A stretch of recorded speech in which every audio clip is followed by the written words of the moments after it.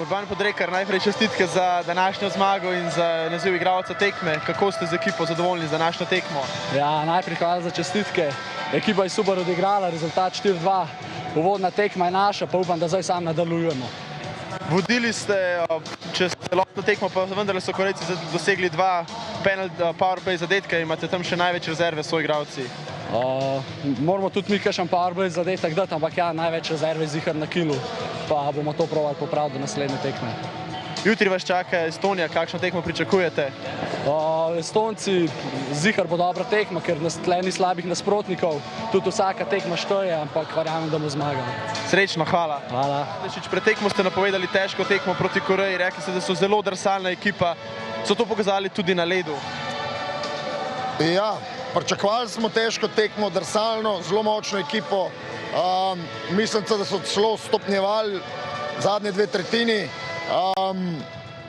Seveda, na to smo bili tudi pripravljeni, na srečo na koncu se je iztekel tako, kot se je. Dobili ste 2 zadetka na powerplay Korejcev.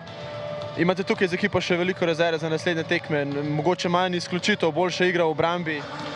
Ja, res je, predvsem preveč izključitev, to je bilo tisto, izčrpavali smo določene igralce.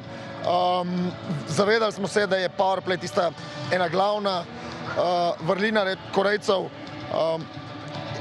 Tako da seveda, v tem trenutku smo naredili 2 napakci in to so oni, rekel, na lepem ledu tudi pol to izkoristili. Jutri vas čaka tekma z Estonijo. Verjetno ste si ekipo že malo pogledali, kakšno tekmo vi pričakujete?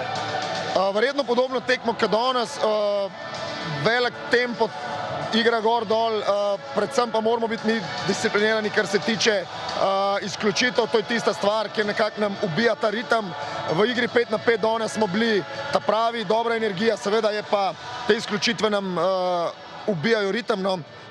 Tako da seveda, kar se tiče Estonije, treba prva stvar tole popraviti in v igri 5 na 5 mislim, da ne bomo imeli težav. Hvala in srečno. Hvala lepa.